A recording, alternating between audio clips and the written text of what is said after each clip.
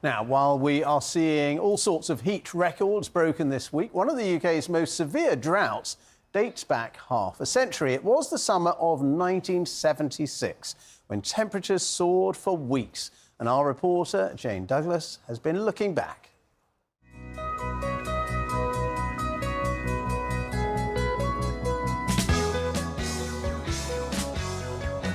At first, the sun was welcome, but the long, hot days soon became relentless, making 1976 one of the most severe droughts on record in the UK.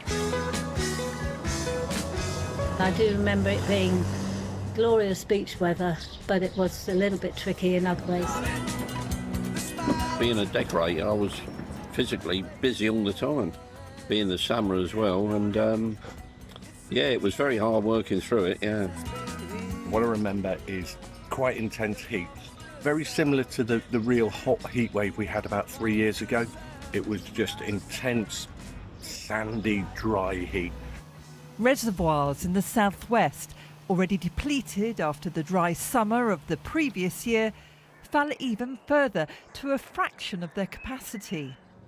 In the Channel Islands, farmers and hoteliers were told to cut water use by a quarter or face prosecution.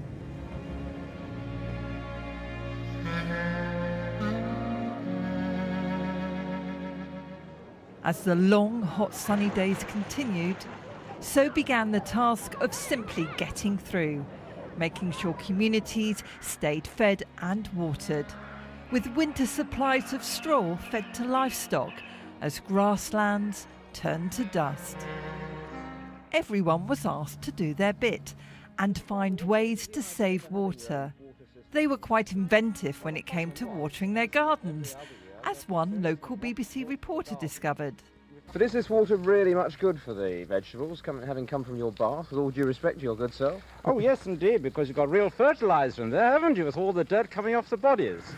By September, with barely any rain, the effects of the drought were felt more deeply. Standpipes appeared on the streets, with thousands relying on them for their daily water. They became symbolic of the 1976 drought. Why should we, in a small village, have the water cut off when Exeter and Crediton, on either side of us, are on? You know, it seems to be picking on the little people. I remember it being very hot, very long, and queuing up for the standpipes to get water in buckets or kettles, whatever we had. The long, hot summer of 1976 officially ended in mid-October, but it took weeks of sustained rain for rivers and reservoirs to recover. It remains one of the most severe droughts in living memory, a benchmark summer still used for comparison today. The summer of 76, let's get today's weather forecast with Ben Rich once again. Hi Ben, thank you very much indeed. I'm going to start actually with a place where it isn't particularly hot right now.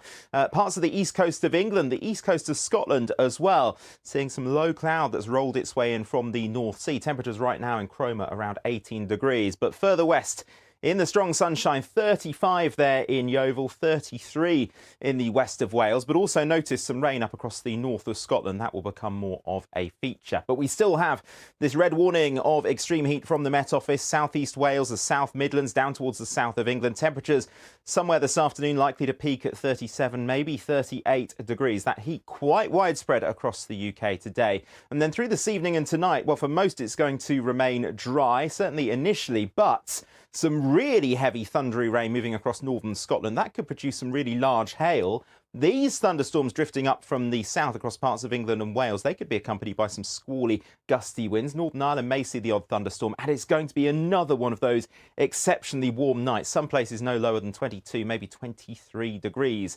Now, tomorrow we do have a couple of frontal systems. This one here moving northwards, bringing some thunderstorms, and also still this weather front lingering up towards the northwest of Scotland, parts of Northern Ireland. So that'll bring some thundery downpours. But ahead of that, we're still pulling the heat in, particularly across the southeast corner. So for tomorrow, the Met Office has issued another red warning for extreme heat covering southeast England. In this area, temperatures could get to 35, 36 degrees, possibly a little higher. Many parts of England and Wales seeing some spells of warm sunshine, although not as hot as it has been out towards the west. Small chance for a shower late in the day across northern England. For Northern Ireland and Scotland, we will continue to see some heavy thundery showers at times. And here, temperatures will start to drop a little, but across the southeast corner, yes, still into the mid to possibly the high 30s. But over the weekends, things do start to change. Southeastern parts will still be in the hot air on Saturday, and we could see some thunderstorms drifting across some eastern parts of England. Out towards the west, we've got frontal systems bringing some cloud, bringing some outbreaks of rain. And eventually, as those weather fronts move through, they will bring something of a cool down. So on Saturday, the southeast corner still up to 30 degrees. Cooler and fresher, though, further north and west. And on Sunday, we will see some showers, but fresher westerly winds working across the country. So by the end of the weekend, it will be cooler. Ben Rich, thank you very much indeed. And that's it from today's BBC News at 1. Goodbye.